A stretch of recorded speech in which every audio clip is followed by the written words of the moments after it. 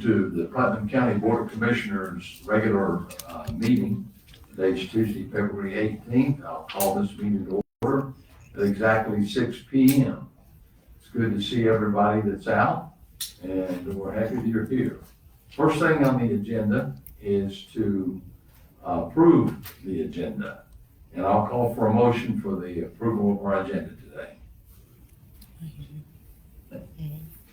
So moved, Mr. Chairman. We have a motion to approve the agenda. Is there a second? Second.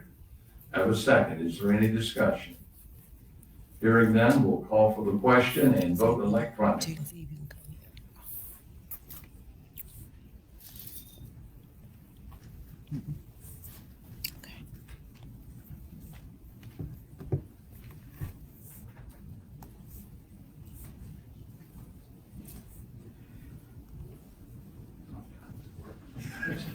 We're having a slight problem with electronics.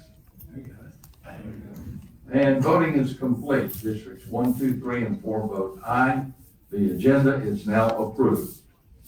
Next on the agenda is our invocation, and Dylan Bowden was supposed to be here. He's the associate pastor of music over at First Baptist Church, but I don't see Dylan here. So Lisa, if I could impose on you, would you come and lead us in our invocation? Yes, sir. Heavenly Father, we thank you today for your love, your mercy, and your grace. God, we thank you for allowing us to see this day, a day in which we will never see again. We thank you for allowing us, God, to come before the conditions today to do the agenda, God. We ask that you will look down on the commissioners, God. We ask that you will lead and guide them, direct them in the way that you would have them to go. Oh God, cover them in your love, cover them in your grace, and cover them in your mercy. And God, bless them this day and every day. In Jesus' name we pray. Amen. Amen. Amen. Thank you so much, Lisa.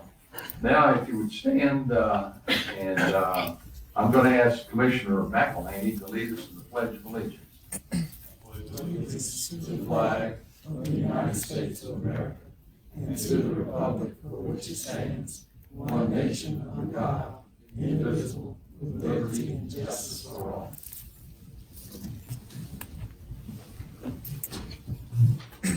Thank you, Commissioner.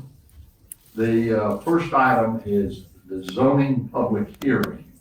This is a request by Henry E. Bowden, agent for Henry D. Bowden, to rezone 0.37 acres at 100 Angeline Circle from R2 to R1. This is map 111A, parcel 100 in District 4. And there has been a request to withdraw without prejudice. Do I hear a motion? And that's District 4. Mr. Chairman, I'd like to make a motion to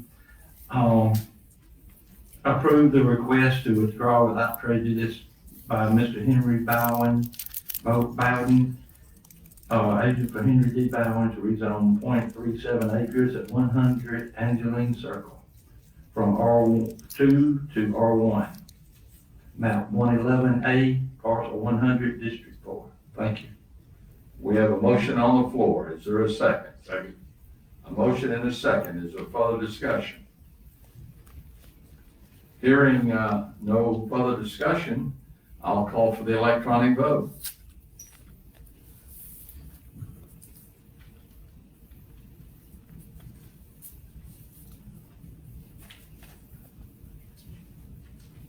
Voting is complete. Districts 1, 2, 3, and 4 vote aye.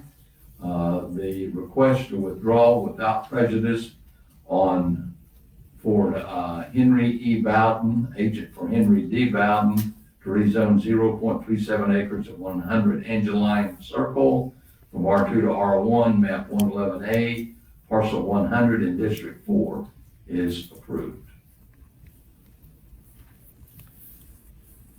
Moving now to our regular business meeting, public comments. Lynn, is there anyone signed up?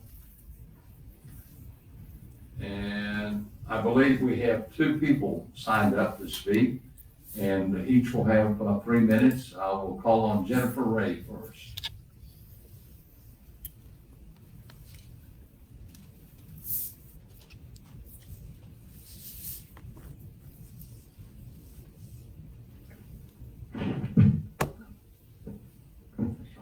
Good evening.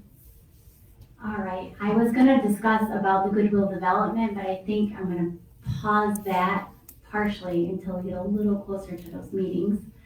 But I did wanna say that, you know, in light of the goodwill development and maybe even the Foster incident, it seems that there's often times where things are getting rezoned or things are getting approved, and then they change it, and then that's allowed. I feel like all rezoning should have a condition on the bottom of it that says, this is being rezoned on the condition that you're doing X, Y, Z. Any changes outside of this parameter, you need to revert back to the initial zoning for that property, and you need to go back through the approval process. I think that would be the best way to do it, because to keep control of what's going on.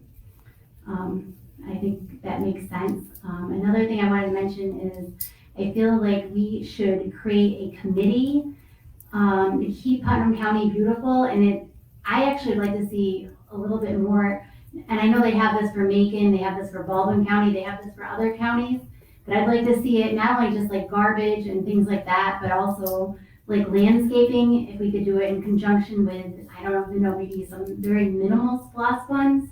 Hopefully we can get that passed this time, if it's not tied to a large bond, where we work with the city, work with the county, and try to beautify the county. Like I'm thinking when you know, in general, like when you're coming up by Walmart, we'd have to probably work with the Department of Transportation.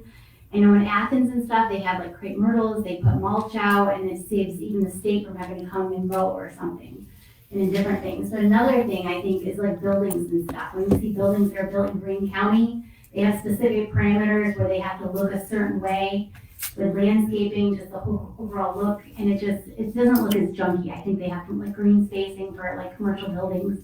You know, you can do low growing shrubs and things. But if we did a committee, we could look at other counties that present themselves in a certain way and just say, let's see what their ordinances are doing, like what we could mirror that would maybe benefit us. And again, like I said, I think there's definitely room for like landscaping. Even, again, when I say partner with the city, when you make a left at Dairy Queen on 441, you're going towards the courthouse, and you're coming up and there's all that railroad track there, and I think you can see the golf course in the distance. Like we could have like, I don't know, other counties have next to their railroad tracks some plantings that look a lot nicer. It's not so open. I just think there's room to make our county look nice, because when you're coming in off 441, the way we look, you're like, oh, does this look like a cute town I'd like to visit? My husband and I drive all the time. And I mean, it makes a difference. So something to consider. Thanks. Thank you. Next signed up to speak is Aaron Olson.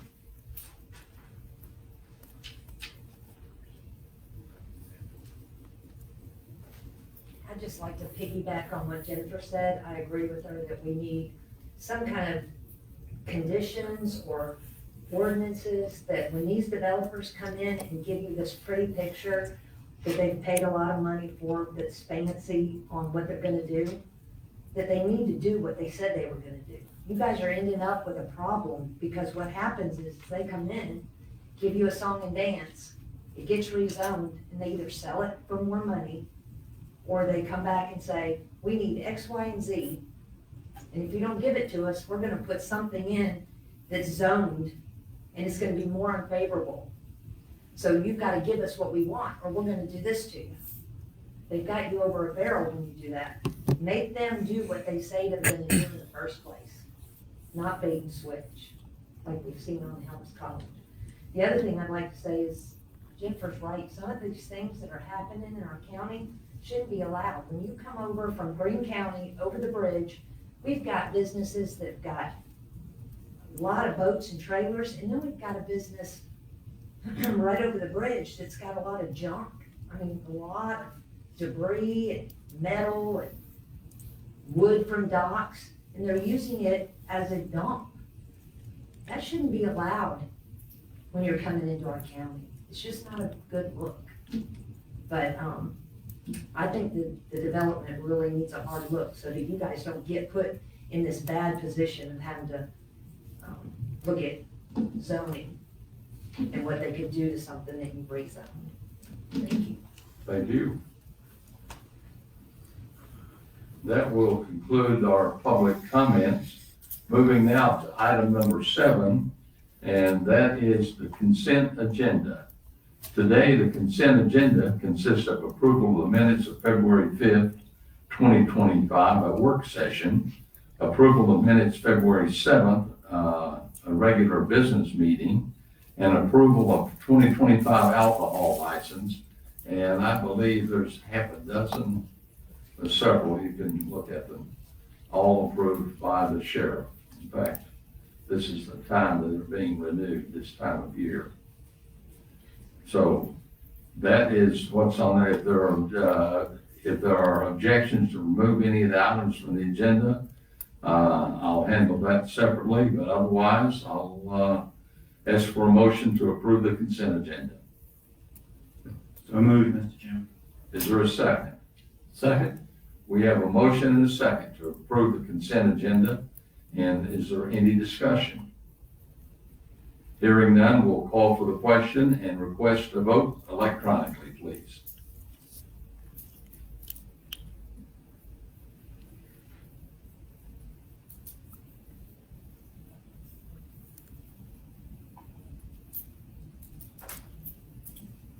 Voting is complete. Districts 1, 2, 3, and 4 vote aye. The consent agenda is hereby approved. Item number 8 is a report from Jimmy Davis Park Partnership Advisory Council. And we have Ms. Janie Reed, and she'll present the Partnership Advisory Council report. Thank you, Janie. Thank you for being here. Thank you. Good evening, everyone. Since our last report to you, we have met, I'm sorry, hold on. I know what I'm supposed to do.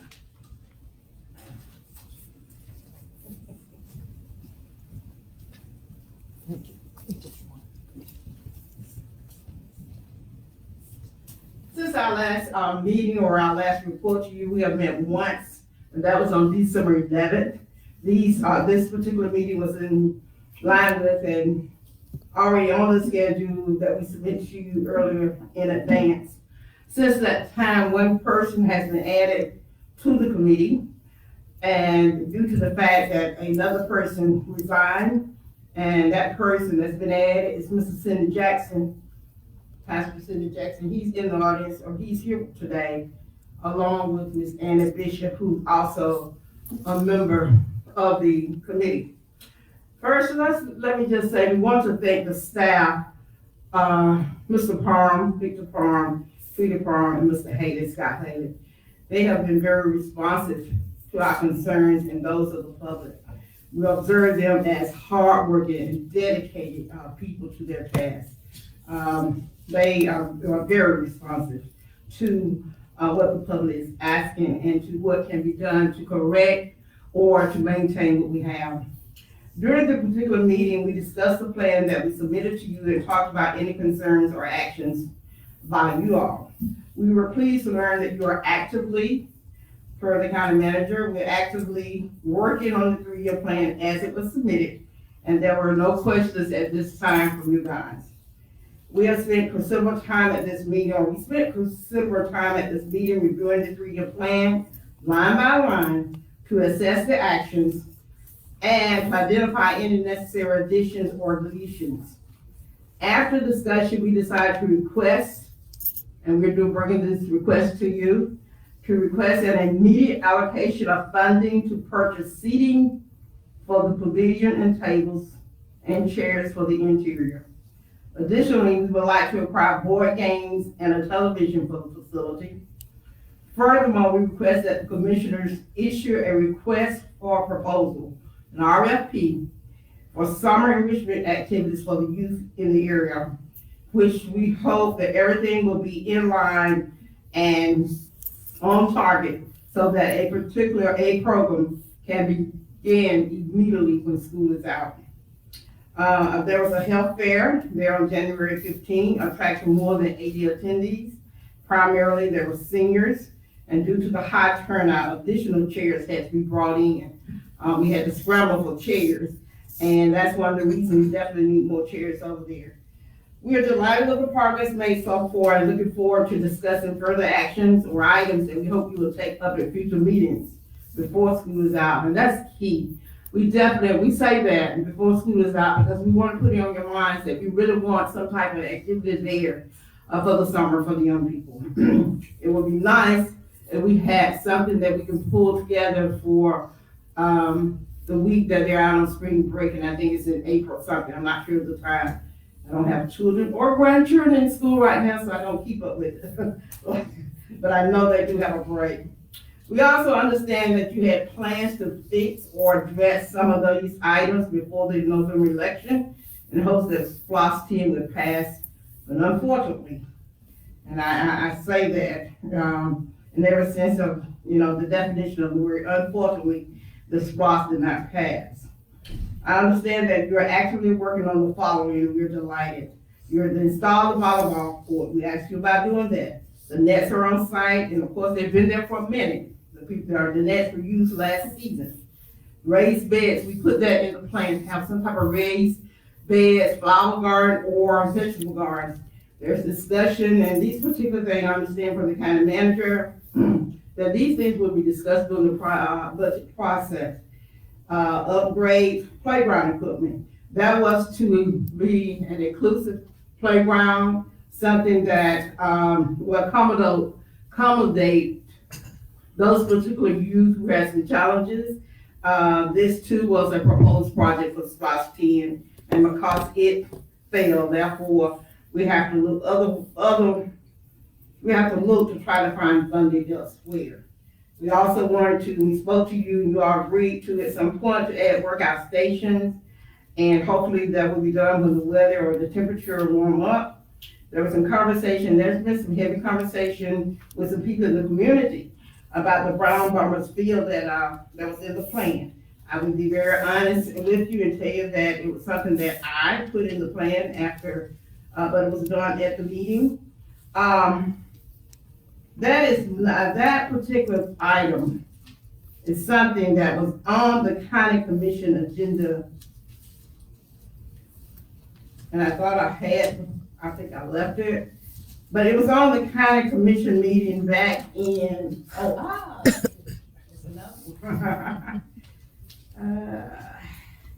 let me see. Yes, dedication of baseball field at Jimenez Park, 2011 was when this first came up. And we haven't done it yet. So it is an important piece of history for the area and for the African American community. I understand that the county manager and others in the community are working on this. Other than, I know that Ms. Georgia Smith spoke to me about it. She's excited about it. She's going to try to find some information on it. I understand that the county manager has reached out to the Major League Baseball, the Negro League Baseball Museum for responses. They're waiting on that. But I want you all to know that Brown Bombers were people who were soldiers who were in the army or in the military that came back from the war, home from the war, and started the team. Although it began as recreation, they were very well organized and they played in surrounding counties. Now, I was talking to someone a couple of days ago. Matter of fact, it was a certain commissioner, and he described me as being around for quite a while. And one time he used the word ancient, but he wasn't talking directly to me, but it was in the conversation. But anyway, I wasn't there when this started, but I do know that this Brown Bombers has been around for quite a while. And again, it's a piece of African American history that we don't want to lose. I have all the names of the players. I have the name of the positions in which they played. One person that played on that team is alive today, and he's 101 years old. He was in World War II. He's still alive, and there is one or two other people who could really give you a little bit more background on it, okay? I do know also that you're working on the seated at the pavilion, the grill, and the tables, which was another proposed SPLOST project for SPLOST 10. You're reviewing the rental fee, so I'm told you're looking to modify the hours of operation and also discuss some other classes there for our seniors, such as aerobics, knitting, and some tutoring for our young people. Also looking to add LED lighting for the field and a new backstop and outfield equipment. These are things that the county manager and I along with, Mr. Haley, Scott Haley, from the Recreation Department we discussed. Most of this is pending funding. I understand that. I do understand and definitely hope that when you start working, or we understand and hope that when you start working on the budget, that you will definitely include or refer back to this and include those things in your budget, and allocate those, funding that's necessary to do more improvements at Jim and Eddie's Park. And if there are no questions, I just want to say thank you all for allowing us to provide the service to the community, and we look forward to continuing to be a well-run, positive asset for our residents. Any questions? Questions? Other questions from the board? Yes, Mr. Chairman. Commissioner? Councilwoman, thank you for your remarks. One thing I'm curious about, when you said that, of course, this makes sense, that the Brown Bombers played other teams in other counties back in the day. Are you aware whether any other county has a memorial to their equivalent team that we might learn from? No, I'm not aware at this time, but So probably just not. like you, I love to do a little research, so I can look at this. Okay. I'm just curious. It'd be a helpful foundation to build on if anyone else has done it before us. But, you know, I'm a trailblazer too, so, you know, we could always be first. Oh, sure. With us. Just curious if anyone's done it before. Thank you. Other questions? Commissioner Hersey? Jane, as you know, once before, a couple years ago, they formed a community garden on Oak Street, which is now, of course, the site of something else. The problem they had was A, watering the plants, and B, keeping people from stealing the produce that was grown there. And do you have any idea about how to overcome those issues at Jimmy Davis? I mean, we can't have people 24/7 guarding the community garden, as it were. I am going to debate you on that one. I don't think anybody was stealing the produce. I do believe that the people sort of who were in charge at that time, they made a point of saying it was open to any and everybody to go and get it. That was my understanding. Oh, I'm sorry, I didn't mean stealing in the sense that they were taking from somebody else, but they were helping themselves. Well, that's my understanding, that it was there for people to, get it if they needed it. But people did pay for a little plot of land there to grow their own stuff, right?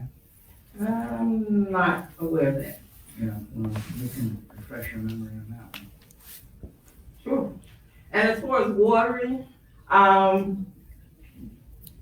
don't think without a doubt, there was no irrigation system there, and I don't think there was a faucet or anything there for the water, but there is at Jim Davis Park. We do have staff there who can water it during the daytime.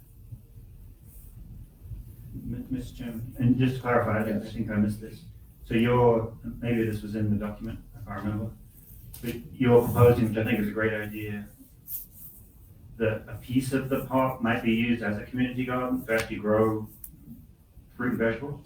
If there's room available, there is room available for a raised bed to be here, there, and we're talking something about the size of that credenza or whatever in different spots. But if there's a spot, I think I personally looking at it, I don't know whether I mentioned it to the group or not, but near the pavilion, just before you get to the pavilion, it's a great piece of almost flat land, I think would be good for it.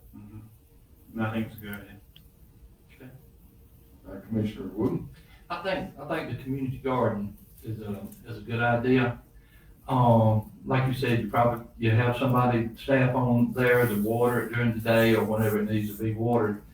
And I would really like to work close with Keith Fielder, and this might be one of the classes that you can show children where that food actually comes from and stuff like that, because, over the years in the dairy business out there, we had children come out there that didn't know where milk come from. They thought it come from the grocery store. And it does, but it originated out there at the house. Yes, and that's exactly what happened at the, garden, which, Commissioner Hershey just mentioned.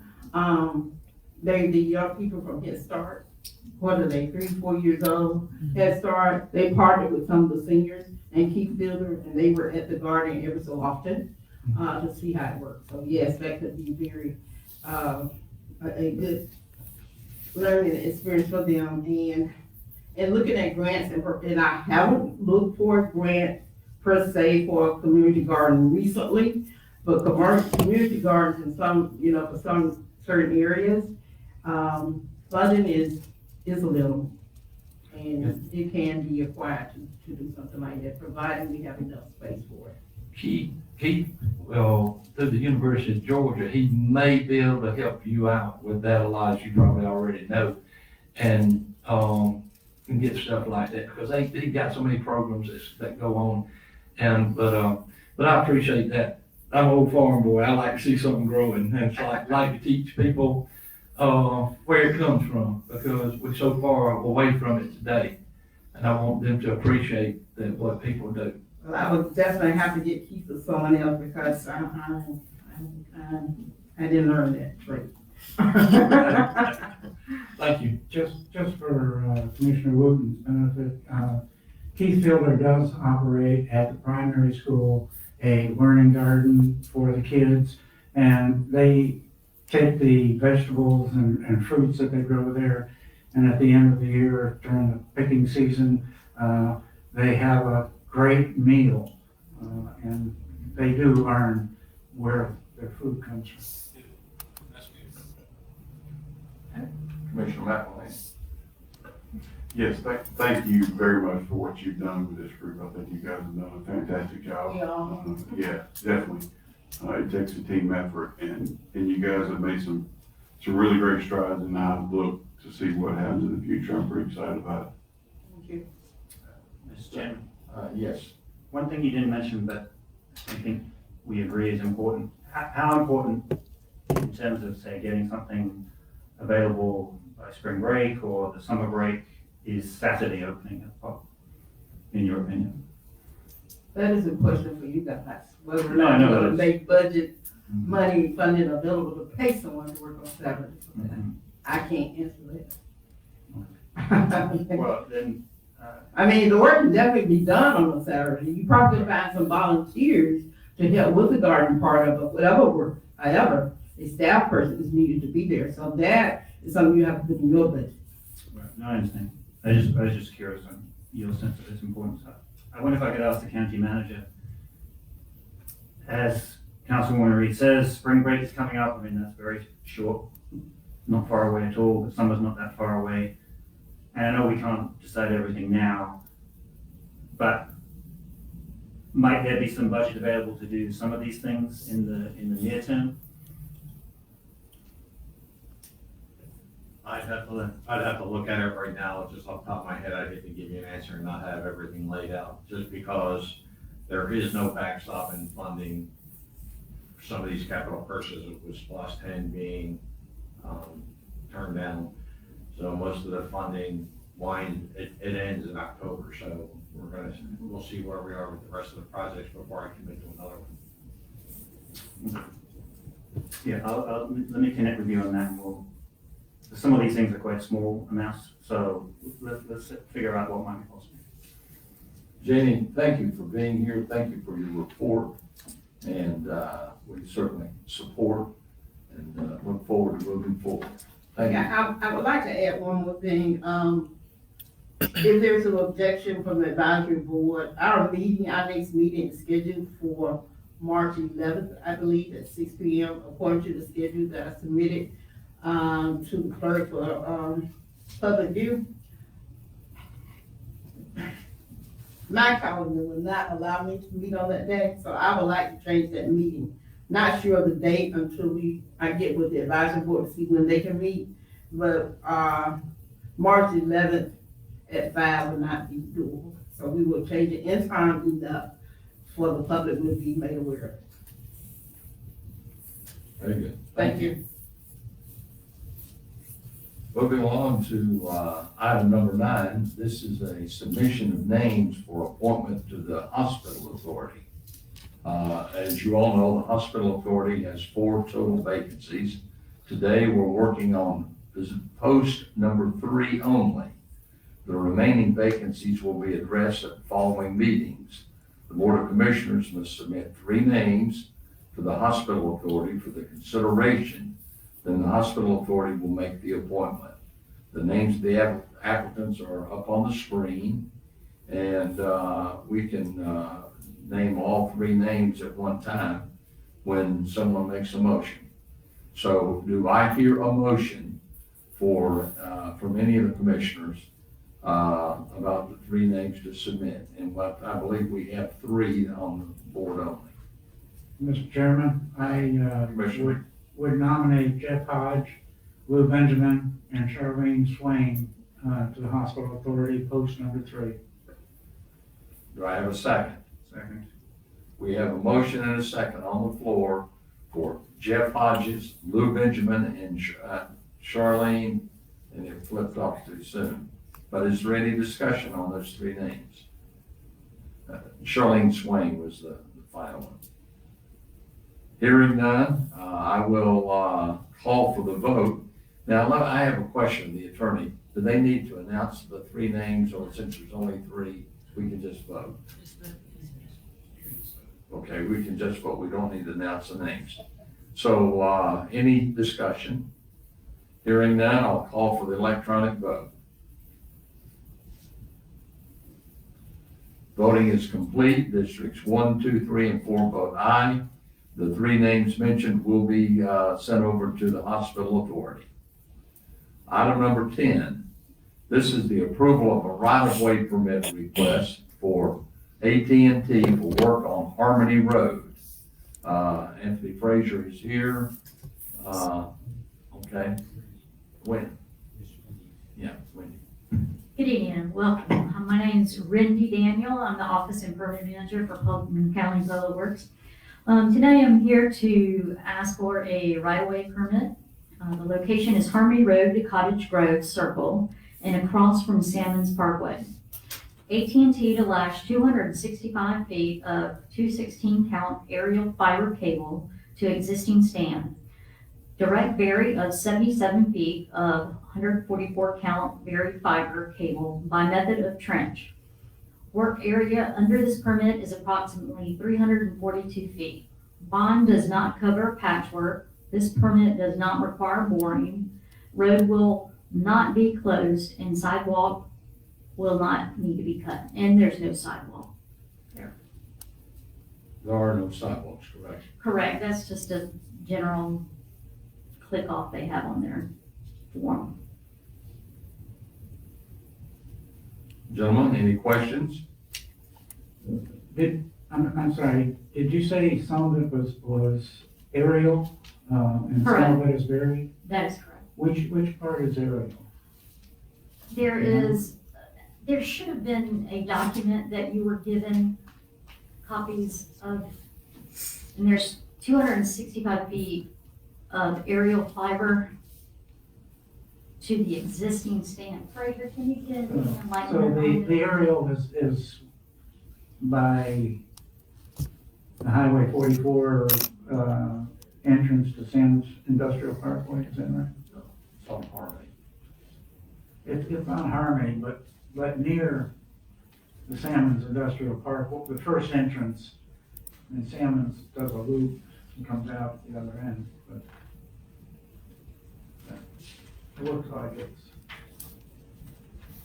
at the, near the Highway 44 end of Harmony. Is that right? No. Can you move it up the slope? Cottage Grove Circle is, I believe this is the second exit. Yes. This is the second Okay, exit. so it is the second exit. Yes. And it looks, according to the diagram that they gave, that the lashing is at where the number 2 is indicated 27 feet of the pole.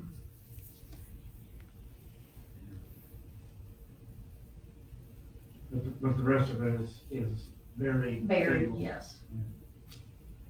It's underground from where the little zag is all the way up to the end. Yes.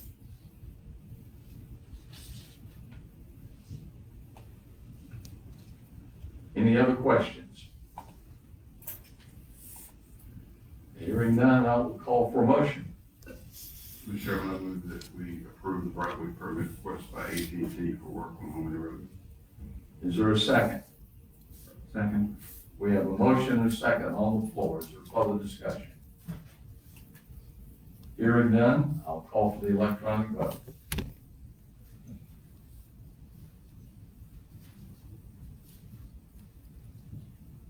Voting is complete. Districts 1, 2, 3, and 4 vote aye. We have approved a right-of-way permit requested by AT&T for the work on Harmony Road.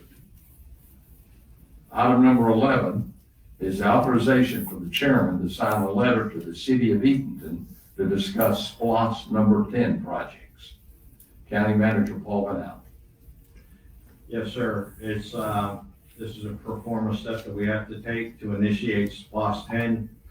After it failed, I don't see a need to go to the bond market because after meeting with the sheriff, he's fine with letting the money accrue over time because he does not have the manpower or time to fully commit to the jail at this time. So that ought to make the folks happy that we're not going to the bond market for this. For Howard's good with accruing the money and building it as he has time. So again, it goes to the city, it'll be up for discussion, you'll have your meeting, you'll decide whether you want to go 6 years, you'll decide whether you want it to split to be. You can have some preliminary discussions as to projects, but this is the kickoff meeting and it's for March 17th at 5 o'clock directly in front of our second meeting. March 17th at 5 p.m. And it's located here in this room. Any questions? Hearing none, I'll call for a motion. Mr. Chairman? Yes, I'm Commissioner. sorry. March 17th. Are you sure? That's a Monday. It's right before the CDC.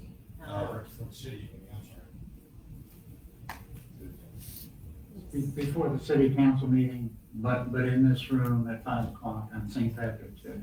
And we'll have green beer, right? Okay. What? We're getting out of balance here. Mr. Chairman, last time we went through this, about a year ago, there was no discussion of projects, except a list of generic allocations to this, that, and the other thing. I would really like to see us have a discussion of the projects and not just have the representatives from the various departments come and tell us what they want or what they're going to do, but actually have the commission discuss and detail the projects. I would also like to have, because one of the big reasons that SPLOST number 10 failed last time was that the listing of projects had no detail to it. We didn't know what the recreation department was going to do with their $2.5 million or whatever was allocated. We had some idea about the sheriff and the new jail, but we had no actual numbers that we could rely on. I mean, it was just a pie in the sky number that came out. And it was similar for, the hospital gave us a long list of things, but their allocation was cut from what they asked for, but we don't know which projects were cut. I would like to see a very detailed list doesn't have to be in the referendum on the ballot. But the public needs to know exactly what it is that they are voting for. Are we gonna have pickleball courts? And if so, where are they gonna be? How much are they gonna cost? Are we going to just have isolation units at the jail? Are we gonna have a full-blown new jail? These things need to be done, and as far as the preliminary meeting with the city, I understand that probably nobody is really ready to have that discussion of detailed projects. But we need to have some discussion of those projects at that meeting. The last time, as I say, we had no discussion of them. There was a single vote to do 6 years, which I am opposed to this time.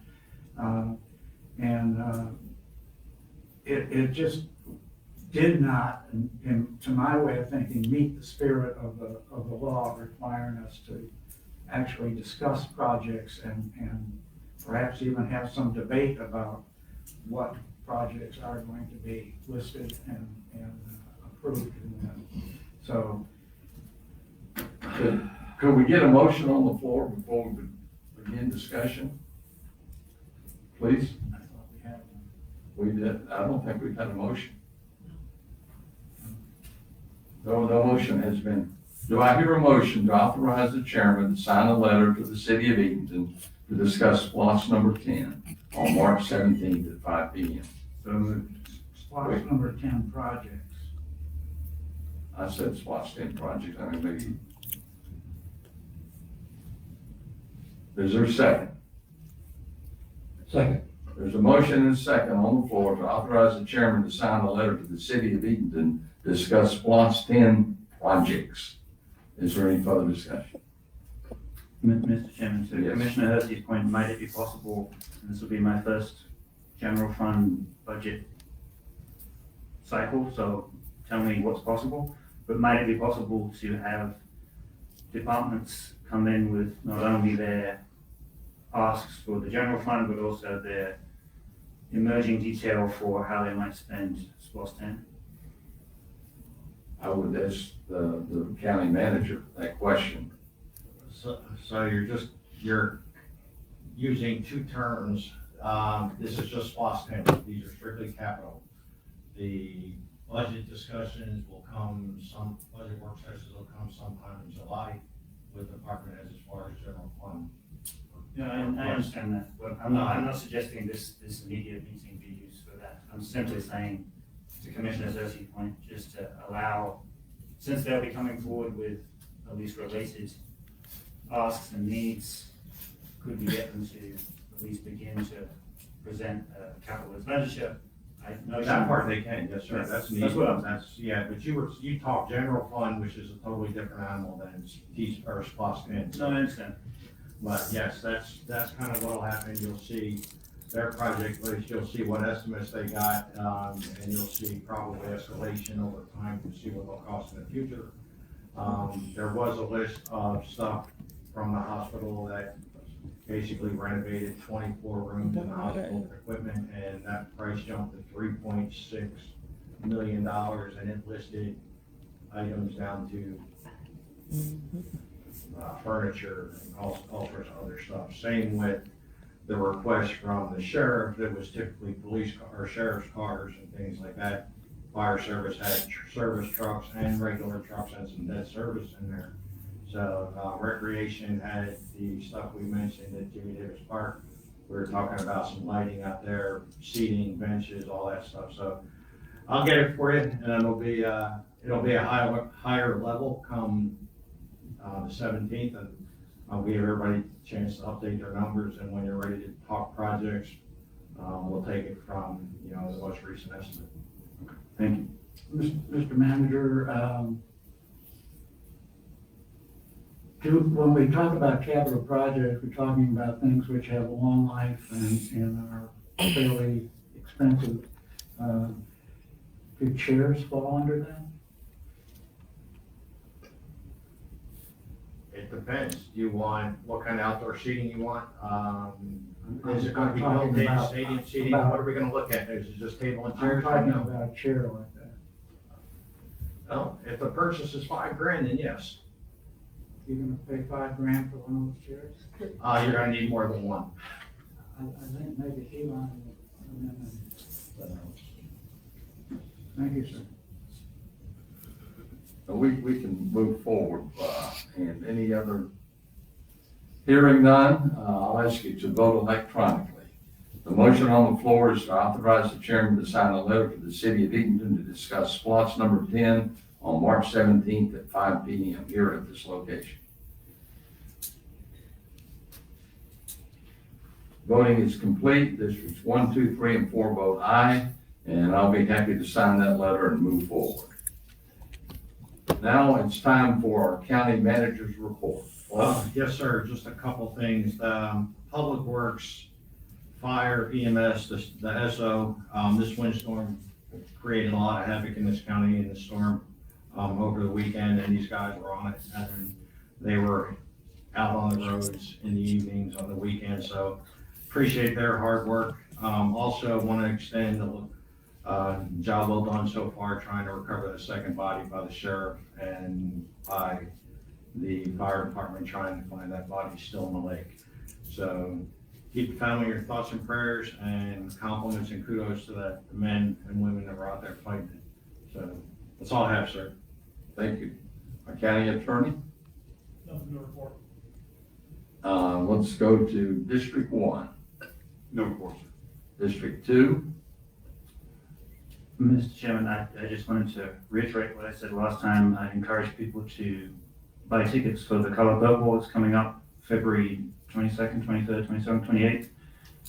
And I had the pleasure at the Black History Month event organized by Councilwoman Reed on Saturday to hear one of the performers. And I wasn't sure what to expect, but I was blown away. It was quite something. So I think it's going to be a really good show, beyond the fact that this book is one of the landmarks of literature in the 20th century, and Alice Walker was born and bred here, and this is the first time that I'm aware of there's ever been a production of this show.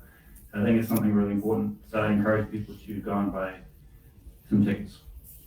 And then how many days? It's on more than one day. It's on, I think, 4 days? 4 nights, maybe even 5. I think February 22nd, 23rd, 27th, 28th, and maybe March 1st as well. Yeah, March 1st. Very good. District 3? District 4?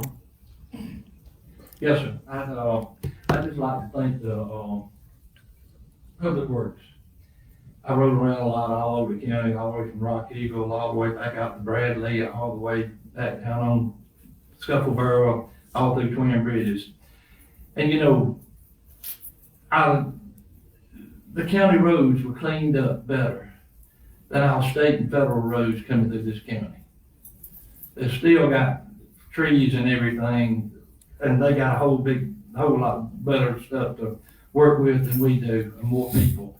And I'm proud of Frazier and his crew and the fire department, the rescue, all the ambulance, whoever it took to get it done, y'all did a great job of it. And I do appreciate that. When y'all do good, it makes us look good. And I appreciate that, because I need all I can get right now. But, and another person I'd want to thank here tonight, I want to thank Miss Janie Reed and her people that are on that, Jerry Davis Park thing. They understand business, and things just don't happen overnight. You have to wait for the funding, you have to wait for things to come in, and I do appreciate y'all being patient and doing things the way that y'all have been doing them. I've been here ever since the start of this Jimmy Davis Park revitalization, and y'all have done an excellent job. Something to be proud of over there, and we're gonna go forward with this, but we just got, right now we got to take baby steps with the funding and the time, but I rode by there Sunday, man, it sure looks good. And I appreciate y'all taking the interest and taking your time to do what y'all have done. Thank you. And I think that's it, Mr. Chairman. Thank you. And I'd like to commend Frazier and his group. I saw a lot of pictures, a lot of roads were closed. They did a wonderful job. And The tornado that came through in the northern end sort of scared me. So I actually went to the basement, but thank you, Frazier. Thank you for you and your crew. I will now ask that we call for a motion to adjourn this meeting. So move, Mr. Chair. A motion to adjourn has been made. Is there a second? Second. We have a motion and a second. Is there further discussion? Hearing none, I'll ask for an electronic vote.